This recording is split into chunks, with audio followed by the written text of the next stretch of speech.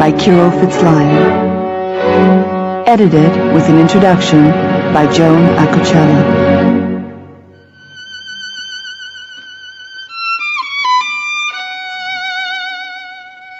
In December 1917, Václav Nijinsky, at that time the most celebrated male dancer in the Western world, moved into a villa in St. Moritz with his wife, Romola, and their 3-year-old daughter, Kira. His relations with Serge Diaghilev's Ballet Russe, the company in which he had made his name, were now severed, and with a war on, it was impossible for him to seek other engagements. So he and Romola had decided to retreat to neutral Switzerland and wait for peace. By the time of the armistice, however, Nijinsky had begun to go insane.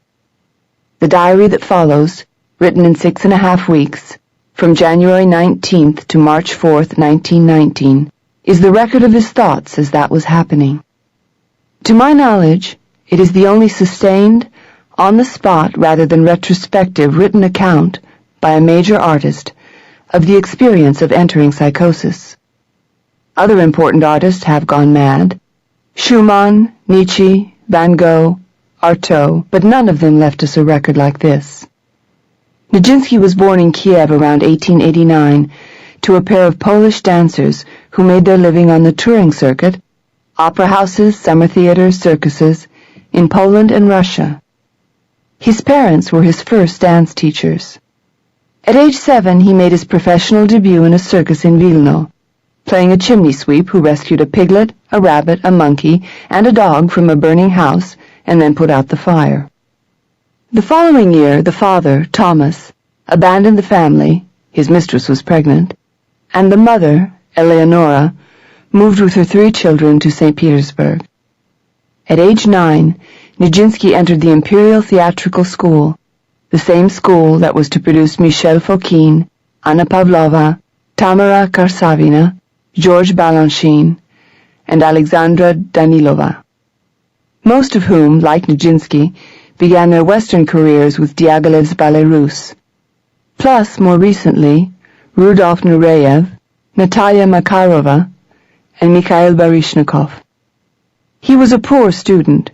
His younger sister, Bronislava, often did his homework. But, as soon became clear, he was a phenomenally gifted ballet dancer. By the time he appeared in school productions, the press was already calling him a prodigy, and when he graduated from school in 1907, at age 18, he was taken into St. Petersburg Imperial Ballet not as a member of the Corps de Ballet, the usual starting rank, but as a coryphée, 1 rank higher. The company's foremost ballerina, Mathilde Kshesintska, requested him as her partner. In those days in Russia there was a heavy sexual trade in ballet dancers. Some dancers actually accepted fees from interested ballet patrons for making introductions. In 1907, one such dancer introduced Nijinsky to the 30-year-old Prince Pavel Lvov, a wealthy sports enthusiast, and Nijinsky entered upon what was probably his first sexual relationship, with the blessing of his mother, who, though she discouraged his heterosexual interests, she felt that marriage would impede his career, was proud to see her son with so fine a figure as Prince Lvov, and was also grateful for Lvov's financial help. The Nijinskys had very little money. But Lvov soon tired of Nijinsky and began introducing him to others, including, in 1908, Sergei Pavlovich Diaghilev. Diaghilev, then 35, was one of the most prominent figures in the St. Petersburg art world. With his friends, he was part of the capital's so-called World of Art group, a loosely organized fraternity of artists, musicians, critics, and other writers who set themselves the goal of liberating Russian artistic culture from the narrow political dictates, realism, nationalism, social criticism, that had dominated it since the 1860s. The group's most influential project was its journal, Mir Iskustva, The World of Art, 1898 to 1904, edited by Diaghilev. By publicizing in Russia the avant-garde art of the European fin de siècle, Mir Iskustva was instrumental in converting Russian painting from an exhausted realism to the freer, more imaginative symbolist style of the early 20th century. Having brought Western art to Russia, Diaghilev then began bringing Russian art to the West, using Paris as his base. There, in 1906, he presented a lavish exhibition of Russian painting and sculpture. In 1907, a series of concerts of Russian music, most of it unknown to Europeans of that period. In 1908, a triumphant production, the first in the West, of Mussorgsky's Boris Godunov, starring Fyodor Shaliapin. For 1909, Diaghilev was planning to bring to Paris not just Russian opera, but Russian ballet as well. Prince Lvov, Nijinsky writes in his diary, forced me to be unfaithful to him with Diaghilev because he thought that Diaghilev would be useful to me. I was introduced to Diaghilev by telephone. He went round to the hotel where Diaghilev was staying and was bedded and presumably hired the same day. For both men it was a fateful meeting. Diaghilev's 1909 Paris ballet season was so successful that he soon established a permanent company. That company, the Ballet Russe, was to be the most glamorous and influential theatrical enterprise in Europe in the 1910s and 1920s. And during its crucial pre-World War I period, Nijinsky's dancing was a great part of its fame. Conversely, it was the Ballet Russe that made Nijinsky famous. In St. Petersburg, he had been a locally celebrated dancer. With the Diaghilev company, in the ballets of the troupe's house choreographer Michel Fokine, Les Sylphides, Scheherazade, Le Spectre de la Rose, Petrouchka, and others, he became an international star and, by all accounts, a great artist. That he was a virtuoso of unprecedented achievement is clear from the description of his dancing in the memoirs of his younger sister, Bronislava Nijinska. She too was a ballet dancer and a member of the Diaghilev troupe. Later, in her choreographic career, she would build on Nijinsky's experiments. Apparently, he was also an extraordinary actor, not so much realistic as classical, in the Rossinian sense. To quote one eyewitness, the ballet historian Cyril Beaumont, he does not seek to depict the actions and gestures of an isolated type of the character he assumes. Rather does he portray the spirit or essence of all types of that character. Add to this the fact that most of the people attending the Ballet Russe had never before seen a good, let alone a great, male ballet dancer. Though still flourishing in Russia, ballet had been in decline for more than half a century in Europe, and male classical dancing was all but dead as an art. In most Western ballet theaters, leading male roles were often taken by women en travesti. To his audiences, Nijinsky was something utterly unforeseen, a miracle. Augmenting his glamour was the atmosphere of scandal that, wherever he went, his whole life long, was always attached to Nijinsky's name. In the pre-World War I years, this was probably due to the fact that he lived openly as Diaghilev's lover. They shared hotel suites, and that the roles Fokine created for him were often ambisexual and strongly sexual. The best example is the Golden Slave in Scheherazade, where he appeared in brown body paint and grinning and wound with pearls. Not so much a sex object as sex itself, with all the accoutrements of perversity that the fin de siècle imagination could supply: exoticism, androgyny, enslavement, violence. Offstage too, Nijinsky looked exotic. He had a Tartar face, with prominent cheekbones and slanted eyes. At school he was known as the Little Japanese. Finally, there was his personality. So present and forceful on stage, he was the opposite offstage. Naive, shy, recessive, blank, almost. Anything could be projected onto him, and anything was. In her memoirs, the Bloomsbury hostess Ottoline Morel, one of the Ballet Russe's English patrons, recalled that in the pre-war years, Nijinsky was the subject of fantastic fables, that he was very debauched, that he had girdles of emeralds and diamonds given him by an Indian prince. During performances, people snuck into his dressing room and stole his underwear. The noticed scandal became more pronounced when, with Diaghilev's encouragement, Nijinsky began his choreographic career. From 1912 to 1913, he produced 3 ballets, The Afternoon of a Faun, Jeu, and The Rite of Spring, to Stravinsky's now famous score, that were like nothing that had ever been called ballet before. The lovely, noble, three-dimensional shapes of the academic ballet, the 5 positions of the legs and arms, the turned-out feet, all were gone. Under Nijinsky's direction, the dancers moved in profile, slicing the air like blades, The Afternoon of a Faun, or they hunched over, hammering their feet into the floorboards, The Rite of Spring.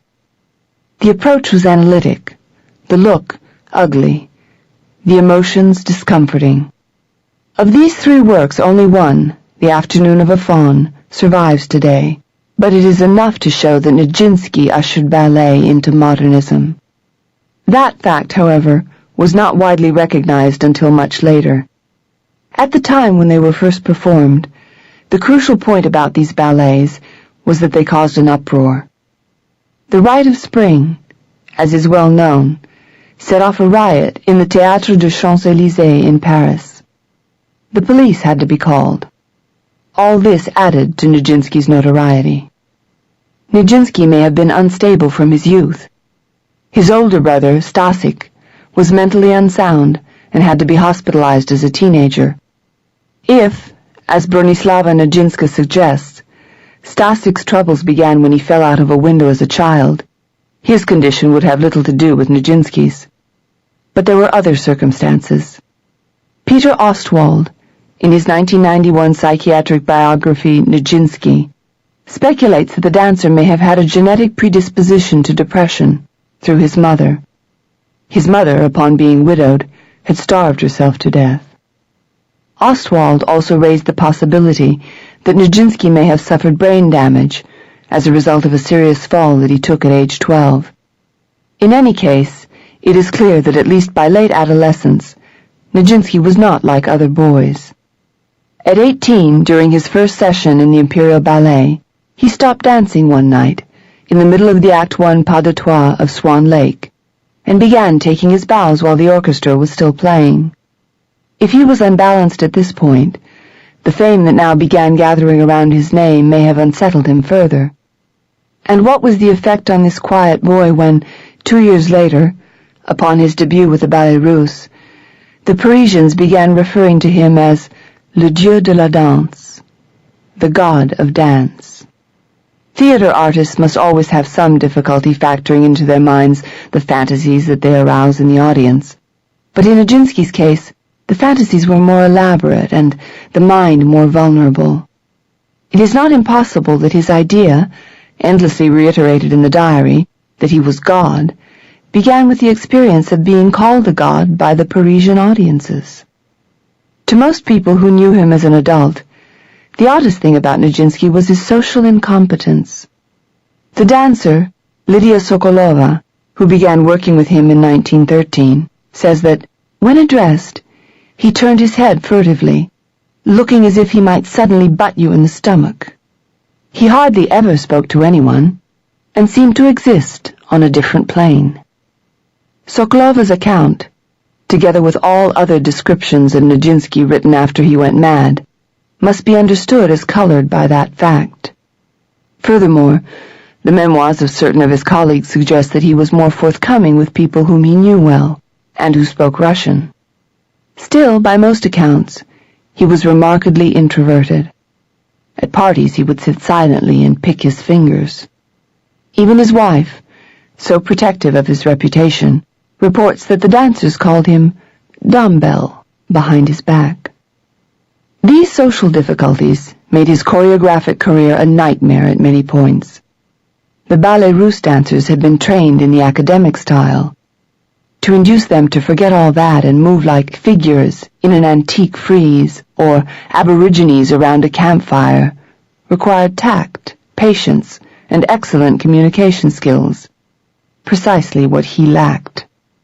Sokolova says that when, in rehearsing the Faun, he told her to move through rather than to the music, she burst into tears and ran out of the theater. Others stayed but loathed his work and let him know it. Faun, an 11-minute ballet, is said to have required over 100 hours of rehearsal. And Nijinsky had to deal with opposition not just from the dancers, but also from his collaborators. Debussy, the composer of Faun and Je, disliked both ballets and said so, not to speak of critics and audiences. During the premiere of The Rite of Spring, the uproar in the theater was so great that the dancers could not hear the music. Nijinsky stood in the wings, sweat coursing down his face, screaming the musical counts to the performers. A terrible image. Whatever the stresses of his career as a dancer, those of his choreographic career were probably greater. At the same time, his relationship with Diaghilev was deteriorating.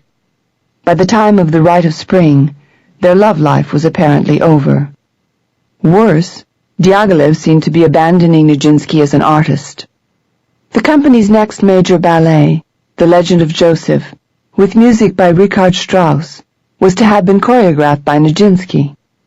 Diaghilev, perhaps dismayed by the scandal over The Rite of Spring, or more probably, concerned over the strain that Nijinsky's ballets imposed on the company, now reassigned The Legend of Joseph to Fokine, Nijinsky's rival, who was also demanding to dance Nijinsky's major roles. Perhaps he, Nijinsky, should simply leave the Ballet Russe and not dance for a year, Diaghilev blandly suggested to Bronislava Nijinska, who was delegated to carry such messages to her brother. Nijinska recalls that Nijinsky was now in a heightened state of nervousness, as if he felt that a net was being woven around him. These last events helped to explain the extraordinary thing Nijinsky did next. He got married. In the summer of 1913, shortly after the premiere of The Rite of Spring, the Ballet Russe embarked on a tour of South America. Diaghilev did not accompany them, but someone else did. Romola de Pulski, a wealthy, headstrong, socially ambitious Hungarian, 22 years old, the daughter of Hungary's foremost classical actress, Emilia Marcus. Romola had seen Nijinsky dance in 1912. She thereupon decided to marry him, and attached herself to the company as a sort of groupie for that purpose. On the ship, she made her interest in Nijinsky known, and 2 weeks out of port, without having exchanged more than a few words with her, at that time they had no language in common, he proposed. They were married in Buenos Aires 2 weeks later. That was the beginning of a series of crises that culminated 5 years later in Nijinsky's madness. First, Diaghilev fired him. This is understandable. Whatever the state of their relationship, Diaghilev still considered Nijinsky his companion, and he was undone by the news of the younger man's defection. Diaghilev's friend, Misha Edwards, later Misha Sert, was with Diaghilev when he received the news. He became hysterical, sobbing and shouting, she wrote. Nijinsky, on the other hand, was apparently mystified by Diaghilev's reaction. He wrote Stravinsky, begging him to please ask Serge what is the matter.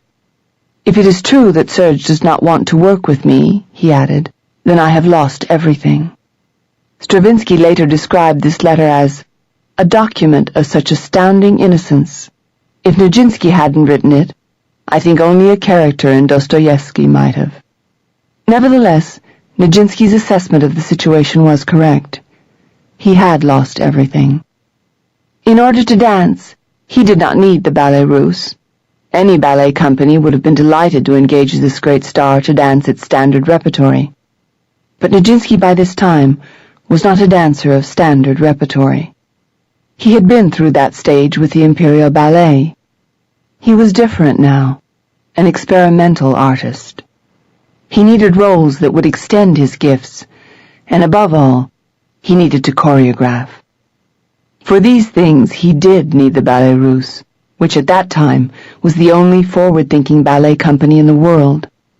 While Nijinsky's later psychosis was probably, in part, biologically based, Even the firmest adherents of the biological theory of schizophrenia agree that constitutional vulnerability must be combined with some potent psychological stress in order for the illness to develop. In Nijinsky's case, the major stress was unquestionably his inability, after his dismissal from the Ballet Russe, to do what he regarded as his work. By his marriage, Nijinsky probably thought that he was extricating himself from a difficult situation, his relationship with Diaghilev. He did not understand that his life as an artist depended on Diaghilev. Nor, with his personality, could he manage a company of his own, as he soon learned. The following March, with the help of the loyal Bronislava, Nijinsky undertook to mount a ballet season, with a company of 17, at a music hall in London. But he soon fell ill from overwork, and what was to have been a 2-month engagement was cancelled after 2 weeks, a humiliating and expensive failure. Ostwald believes that at this point Nijinsky suffered his first nervous breakdown. He couldn't sleep, was plagued by fears, went into screaming rages, a condition that was probably made worse by an increase in his responsibilities. The Nijinsky's first daughter, Kira, was born in June 1914. Soon afterward, the family traveled to Budapest to visit Romola's mother, at which point World War I broke out, and Nijinsky, as an enemy alien, was placed under virtual house arrest in the home of Emilia Marcus. There he remained for a year and a half, never dancing, trying to devise a system of dance notation, reporting to police headquarters once a week, while Romola quarreled with her mother. Emilia Marcus was a temperamental woman, and she did not relish the prospect of having house guests for the duration of the war. In his diary, Nijinsky bitterly recalls the cold welcome she gave his family. In 1916, Nijinsky was released, thanks to Diaghilev and his important friends, because Diaghilev now needed him for a season at the Metropolitan Opera House in New York. The dancer returned to his old company, though his reunion with Diaghilev was poisoned by a quarrel over money. Romola had decided that Diaghilev owed Nijinsky several years' worth of unpaid salary. At her behest, Nijinsky had sued Diaghilev in 1914. When the first American season was over, Otto Kahn, the chairman of the Metropolitan Opera Board, engaged the Ballet Russe for a second New York season, to be followed by a cross-country tour, and he unwisely decided that the company should be directed during this period by Nijinsky, not Diaghilev. What followed was probably the most chaotic and demoralized tour the Ballet Russe ever undertook. A 4-month journey, stopping in 52 cities, with over 100 dancers and musicians. It was a huge administrative assignment, and Nijinsky had no administrative skills. By this time, furthermore, he had come under the influence of 2 members of the company, Dmitry Kostrovsky and Nicholas Zverev, who were followers of the religious philosophy of Leo Tolstoy.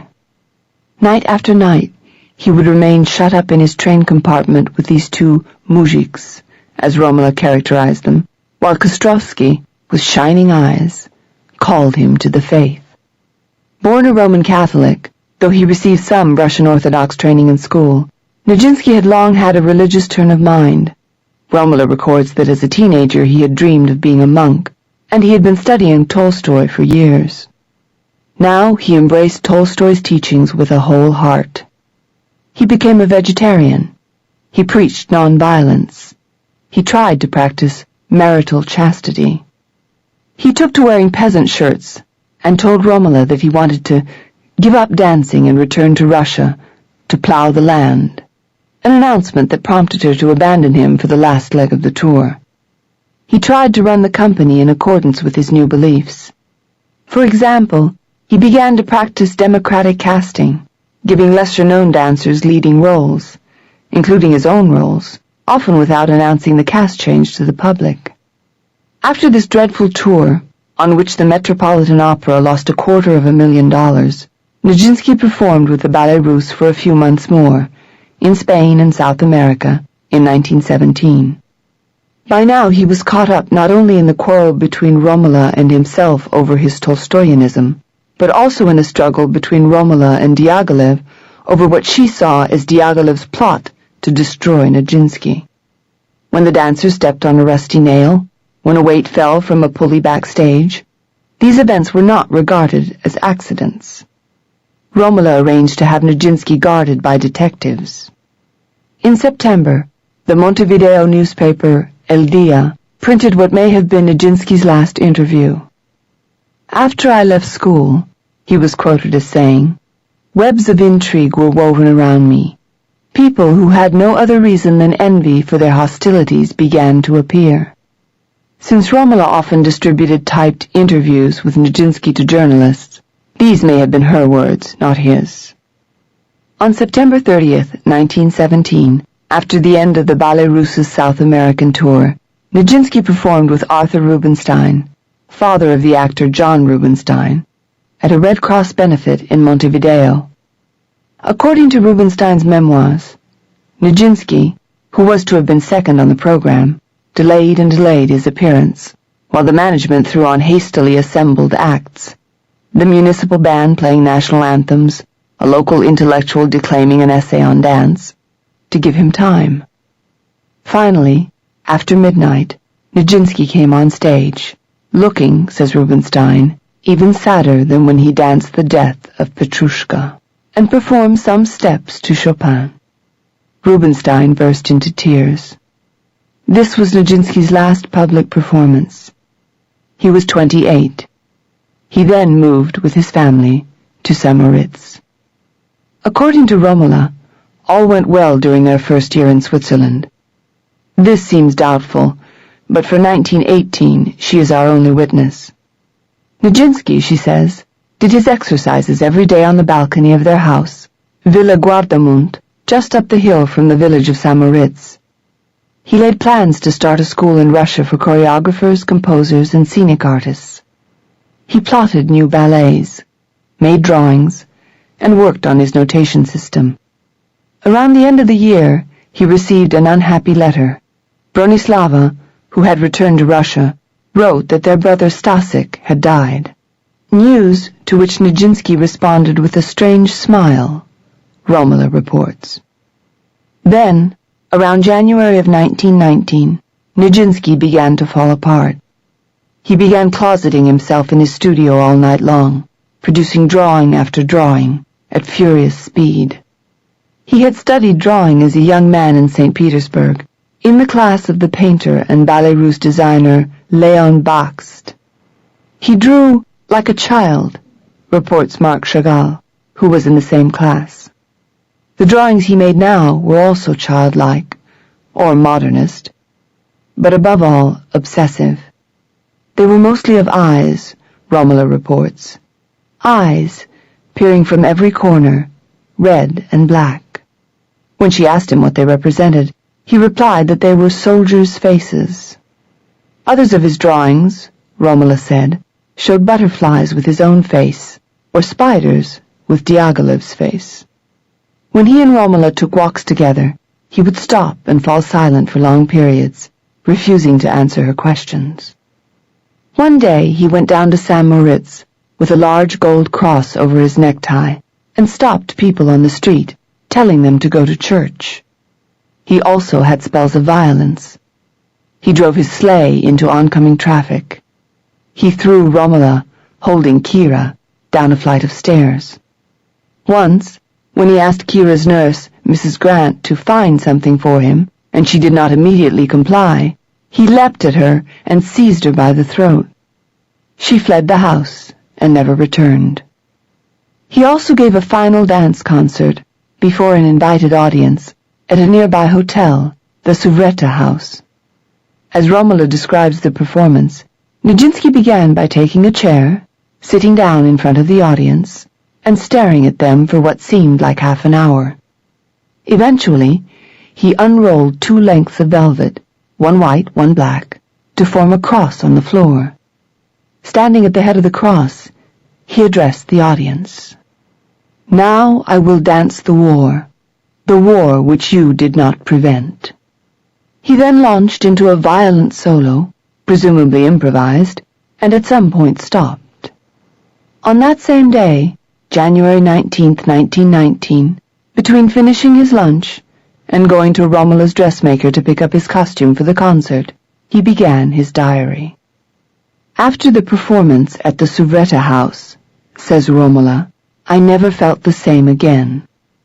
Apparently, she had already confided in a doctor, a friend of the family.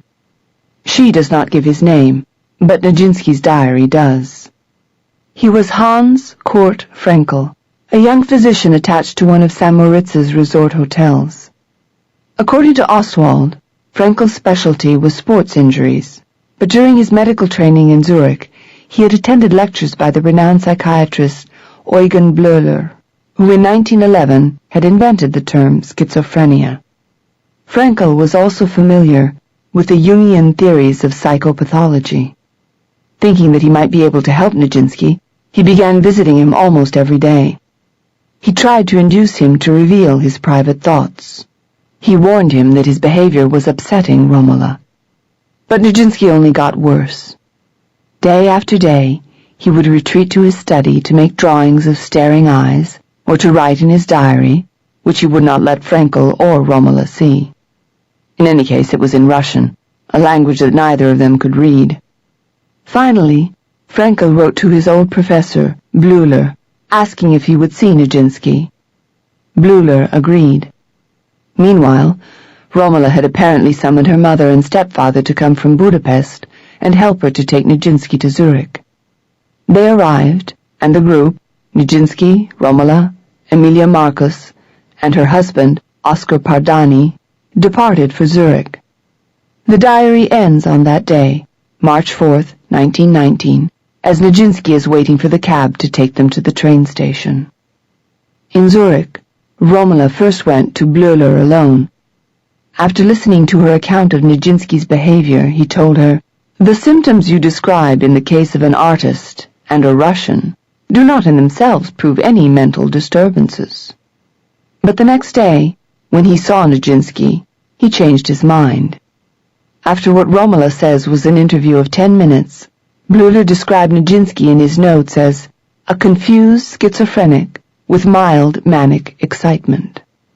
The doctor showed Nijinsky out of his office, asked Romola to come in, and told her that her husband was incurably insane. When she returned to the waiting room, the dancer looked up at her and uttered the words now famous in the Nijinsky legend, "Femka, little wife, you are bringing me my death warrant." Had it been a death warrant, it might have been more merciful. The couple returned to their hotel, and that night Nijinsky locked himself in his room, refusing to come out. After 24 hours the police were called, and they forced open the door. Nijinsky was taken without protest to the University Psychiatric Hospital, where Bleuler was the director. 3 days later he was sent to nearby Kreuzlingen, to the Bellevue Sanatorium, a luxurious and humane establishment directed at that time by Ludwig Binswanger, one of the founders of existential therapy. Within 3 months at Bellevue, Nijinsky was hallucinating, tearing his hair out, attacking his attendants, declaring that his limbs belonged to someone else, not him. It is impossible to know whether this decline was part of the natural course of his illness, or whether it was the result of hospitalization. In his lucid periods, according to the Bellevue records, he would cry out, "Why am I locked up? Why are the windows closed? Why am I never left alone?"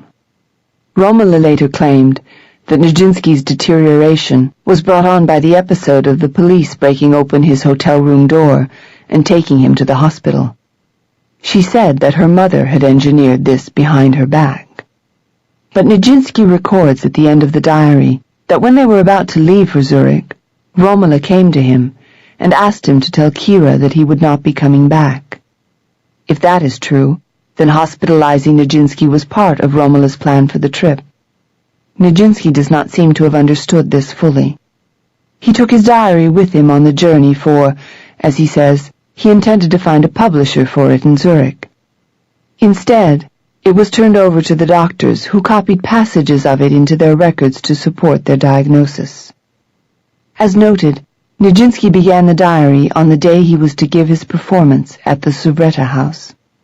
This was probably no coincidence. As the early pages of the diary indicate, he already had Frankel in the house, analyzing him. It had already been suggested to him that he go see the nerve specialist in Zurich. At one point, Romola had also hired a male nurse to watch him. She told Nijinsky that the man was a masseur. Nijinsky was not fooled, she says. In other words, Nijinsky knew that the people around him had doubts about his sanity, and he must also have known that the performance he was going to give that evening would alarm them further. He may well have embarked on the diary as a last chance to show that he was not mad, but, on the contrary, had ascended to a higher plane of understanding. He had joined his soul to God. On the drive to the Soretta house he told Romola, "This is my marriage with God." And from God he was bringing a message to the world, that people should not think, but feel. This, he believed, was the source of the problems between him and Romola. She was trying to understand him through her intellect, not through feeling. Failure of feeling was also the cause of the war. David Lloyd George, the British Prime Minister, operated via intellect. Woodrow Wilson, whose pacifism Nijinsky, as a Tolstoyan, naturally supported, relied on feeling, but Lloyd George undermined him. The war, however, was only one problem. As Nijinsky describes the situation in his diary, the entire world is being laid waste by materialism and opportunism. Scientists are claiming that human beings are descended from apes. Industrialists are despoiling the planet. The stock exchange, the manufacturers, the shops are robbing the poor. This is what he had understood from God. Indeed, he is now God, and he is going to convert the world back to feeling. That is the aim of which he speaks repeatedly. His primary means will be the diary. Once it is published, he will have it distributed for free. He is hoping to have it reproduced in facsimile rather than printed, because he feels that the manuscript is alive and will transmit feeling directly, off the page, to readers. Nijinsky's diary was first published in 1936, in an English-language version translated by Jennifer Mattingly and edited by Romola Nijinsky. This book, which is still in print, it has become a classic of confessional literature, represents Nijinsky's text poorly. To begin with, Romola extensively rearranged the sequence of the diary. Most of her rearrangements seem to be in the service of making the diary more respectable. Romola also cut about 40% of the diary. For obvious reasons, she deleted all references to defecation and much of the copious material on sex. As for homosexuality, she rewrote Nijinsky's description of his first encounter with Diaghilev. "I immediately made love to him," became, "At once I allowed him to make love to me." This change, together with her blurring of his references to earlier homosexual contacts, converted him into an involuntary homosexual. In addition, she dropped a great deal of the domestic material. She disguised identities. Dr. Frankel is more or less eliminated. When Nijinsky speaks of him, she either deletes the sentence or, if she needs it, replaces his name with the doctor, or the doctors, or friends. She also had to deal with many uncomplimentary references to herself. Recalling the early days of their marriage, Nijinsky says, "She did not love me much. She felt money and my success. She loved me for my success and the beauty of my body." Romola translates this as, "She loved me. Did she love me for my art and for the beauty of my body?" When he says, "My wife is an untwinkling star," she just deletes it. In addition, Romola dropped most of the so-called fourth notebook. Together with the diary, which was written in 3 school notebooks, Nijinsky left a 4th notebook in which he had written a series of increasingly wild-worded letters to various people. Of the 16 letters in the 4th notebook, Romola chose 6, the saner ones, which, after heavy editing, she inserted into the body of the diary. The remaining 10 she discarded. Nijinsky was almost 30 years old when he was diagnosed as schizophrenic. He lived for 30 years more, during which time his reputation grew. The myth that had collected around him as a dancer, that he was a flame, a vision, a messenger from the beyond, seemed merely confirmed by the news of his illness. It was as if the beyond had reclaimed him. Movies and ballets were based on his story. The Red Shoes, in some measure, is about him. He became a symbol for the part of us that, in fantasy, takes off for the high hills, as opposed to the part that stays home. Nijinsky had always been famous for his jump. As witnesses describe it, he would rise and then pause in the air before coming down. Now, it seemed, he had declined to come down. Such ideas have been applied to other dancers. Indeed, madness and its allied states, obsession, ecstasy, self-immolation, are often associated with dancing in the public mind. In any case, the idea of Nijinsky as a bolt from beyond was based almost wholly on his dancing, not his choreography, which very few people estimated at what seems to have been its true worth until the 1970s, with the publication of Richard Buckle's biography and, above all, Lincoln Kirstein's Nijinsky Dancing. Perhaps not coincidentally, these re-evaluations came shortly after Stravinsky, who had long disparaged Nijinsky's choreography, declared that he had been wrong. Nor could an image of Nijinsky as a mind beyond intelligence have been based on his choreography. While it is possible, as I have said, to relate the experimentalism of his ballets to his later insanity, the first and strongest impression one gets from his one extant ballet, The Afternoon of a Faun, is of a steely intelligence. Strict, analytic, even ironic. The appreciation of Nijinsky's choreography is an aesthetic matter. One has to think about it. The appreciation of him, or of what he was said to be, was an emotional matter, connected to our fascination with sex, madness, and transfiguration. It was automatic. While Nijinsky's romantic image was building, he himself was living a life that could not have been less romantic. From 1919 onward, he was basically a chronic schizophrenic. He was helpless. He could not brush his teeth or tie his shoelaces by himself. When Romola settled in a place where she could keep him, she took him home. The rest of the time, he lived in institutions. Usually, he was gentle and passive, though occasionally he would throw his food tray at the wall or assault someone. Tamara Nijinsky, in her memoir, recalls watching him one day, at Emilia Marcus's villa in Budapest, reduce an antique chair to kindling with his bare hands. It was Emilia's favorite chair. For the most part he was mute, but Ostwald's review of the Bellevue record suggests that Nijinsky could speak when he wanted to. If someone tried to approach him, he would say, quite coherently, "Ne me touchez pas," "Don't touch me." On April 8, 1950, during a visit with Romola to London, they were living at that time in Sussex, Nijinsky died quietly of kidney failure. His death probably aided in the growth of his legend. Before, the press would occasionally publish photographs of this portly, balding older man with a vacant smile. Now, with that distraction eliminated, his story, the meaning of Nijinsky, took on a new force. The books, the plays, the ballets are still coming. Within the last few years, there have been at least 4 new one-man shows based on his life. Another movie is in the works. This, then, is a strange story.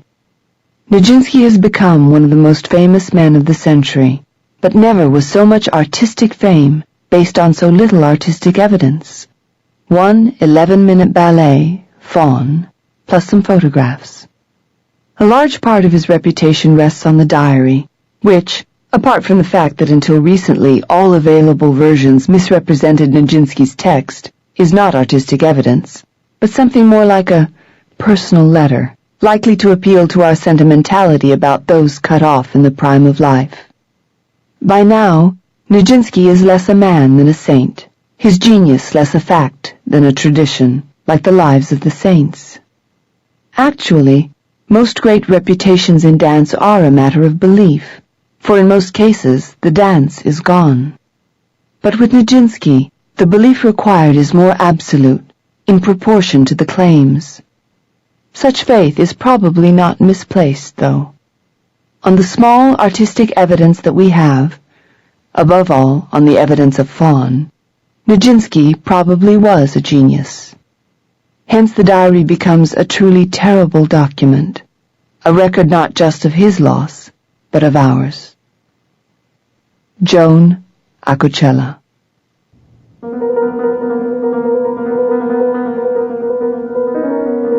As the diary opens, the household consists of the following people.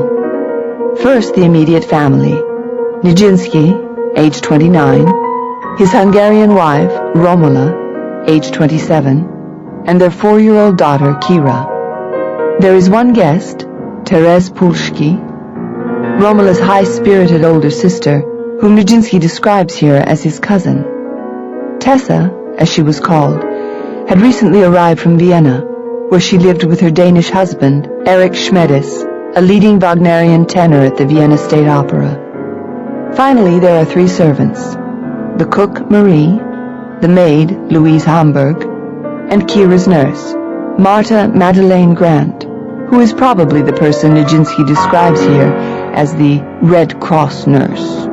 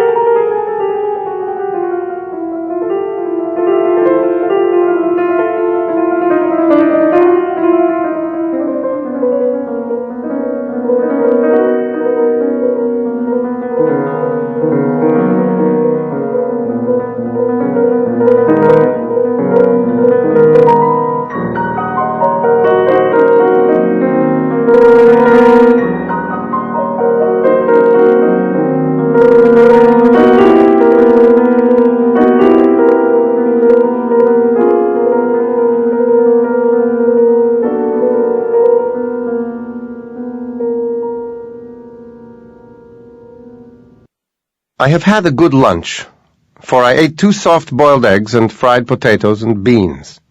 I like beans, only they are dry. I do not like dry beans because there is no life in them. Switzerland is sick because it is full of mountains. In Switzerland, people are dry because there is no life in them. I have a dry maid because she does not feel. She thinks a lot because she has been dried out in another job that she had for a long time. I do not like Zurich because it is a dry town. It has a lot of factories and many business people. I do not like dry people, and therefore I do not like business people. The maid was serving lunch to my wife, to my first cousin. This, if I am not mistaken, is how someone related to me by being my wife's sister is called. And to Kira, together with the Red Cross nurse. She wears crosses, but she does not realize their significance. A cross is something that Christ bore. Christ bore a large cross, but the nurse wears a small cross on a little ribbon that is attached to her headdress, and the headdress has been moved back so as to show the hair. Red Cross nurses think that it is prettier this way and have therefore abandoned the practice that doctors wanted to instill in them. The nurses do not obey doctors because they do not understand the instructions they have to carry out. The nurse does not understand the purpose she is here for, because when the little one was eating, she wanted to tear her away from her food, thinking that the little one wanted dessert. I told her that she would get dessert when she had eaten what was on the plate. The little one was not offended, because she knew I loved her, but the nurse felt otherwise. She thought that I was correcting her. She is not getting any better, because she likes eating meat. I have said many times that it is bad to eat meat. They don't understand me. They think that meat is an essential thing. They want a lot of meat. After eating lunch, they laugh. I am heavy and stale after eating because I feel my stomach. They do not feel their stomachs, but feel blood playing up. They get excited after eating. Children also get excited. They are put to bed because people think they are weak creatures. Children are strong and do not need help. I cannot write. My wife disturbs me. She is always thinking about the things I have to do. I am not bothering about them. She is afraid I will not be ready. I am ready. Only my digestion is still working. I do not want to dance on a full stomach, and therefore will not go and dance while my stomach is full. I will dance when it all calms down, and when everything has dropped out of my bowels. I am not afraid of ridicule, and therefore I write frankly. I want to dance because I feel, and not because people are waiting for me. I do not like people waiting for me, and will therefore go and get dressed. I will put on a city suit, because the audience will be composed of city folk. I do not want to quarrel, and will therefore do whatever I am ordered to do. I will now go upstairs to my dressing room, for I have many suits and expensive underwear. I will go and dress in expensive clothes, so that everyone will think I am rich. I will not let people wait for me, and will therefore go upstairs now. I stayed upstairs for a long time. I slept a little, and when I awoke, I dressed. After I had dressed, I went to the dressmaker on foot. The dressmaker had done her work well. She had understood me. She likes me because I gave her a present for her husband. I wanted to help her, but she does not like doctors. I forced her to go to a doctor. She did not want to. I wanted to show her that I did not mind spending money. I gave her husband a pair of underpants with an undershirt. She gave him the present. She took the present with love. She understood me because she did not refuse. I like Negri, this is her name. She is a good woman. She lives in great poverty, but I went in and turned off the electric light that she had left on for no reason. She understood my action and was not offended. I told her that she had done her work very well. She will receive money and a present. She has no warm clothes. I will give her a warm sweater and a cap to wear. I do not like presents, but I like giving poor people whatever they need. She feels cold, she is hungry, but she is not afraid of work, and therefore has some money. She has a boy of about 6 and a girl of about 2. I want to give a present to the children because they are dressed very poorly. I will give her my sweaters or something else for the children. I like children. They like me, too. She knows I like children. She feels that I am not pretending, because I am a human being. She knows that I am an artist, and therefore she understands me. She likes me. I like her. Her husband is a violinist in the Palace Hotel, where people amuse themselves with all kinds of trifles. He is poor because he plays at night. He is cold because he has no warm clothes. He likes playing the violin. He wants to learn, but does not know how to because he has no time. I want to help him, but I am afraid that he will not understand me. I can play the violin without learning how to. I want to play, but I have little time left. I want to live for a long time. My wife loves me very much. She is afraid for me because I played very nervously today. I played nervously on purpose because the audience will understand me better if I am nervous. They do not understand artistes who are not nervous. One must be nervous. I offended the pianist Gelbar. I made a mistake just now in saying that she was called Belvar. I wished her well.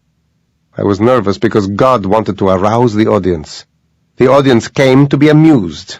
They thought I was dancing to amuse them. I danced frightening things. They were frightened of me, and therefore thought that I wanted to kill them. I did not want to kill anyone. I loved everyone, but no one loved me, and therefore I became nervous. I was nervous and therefore transmitted this feeling to the audience. The audience did not like me because they wanted to leave. Then I began to play cheerful things. The audience cheered up. They thought that I was a boring artist, but I showed that I could play cheerful things. The audience started laughing. I started laughing. I laughed in my dance. The audience, too, laughed in the dance. The audience understood my dances, for they wanted to dance, too. I danced badly because I kept falling on the floor when I did not have to. The audience did not care, because I danced beautifully. They understood my tricks and enjoyed themselves. I wanted to dance more, but God said to me, enough. I stopped. The audience dispersed. The aristocrats and the rich people begged me to dance again. I said I was tired. They did not understand me because they insisted. I said that the movements of one aristocratic lady were excited. She thought I meant to offend her. I then told her that she had a feeling for movement. She thanked me for the compliment. I gave her my hand, and she felt that I was right. I like her, but I feel that she came in order to be introduced to me. She likes young men. I do not like this life, and therefore I asked her to leave me and made her feel it. She felt it, and therefore did not give me the opportunity to continue the conversation. I wanted to speak to her, but she felt the opposite. I showed her the blood on my foot. She does not like blood. I gave her to understand that blood was war, and that I did not like war. I asked her a question about life by showing her a prostitute's dance. She felt it, but did not leave, because she knew I was play-acting. The others thought I would lie down on the floor and make love. I did not want to complicate the evening, and therefore got up whenever it was necessary. I felt God throughout the evening. He loved me. I loved him. Our marriage was solemnized. In the carriage, I told my wife that today was the day of my marriage to God. She felt this in the carriage, but lost the feeling in the course of the evening. I loved her and therefore gave her my hand, saying that I felt good. She felt the opposite. She thought I did not love her because I was nervous.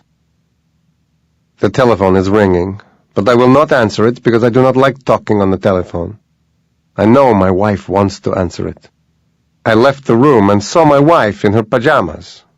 She likes sleeping in her pajamas. She loves me, and therefore made me feel that I must go up to our bedroom.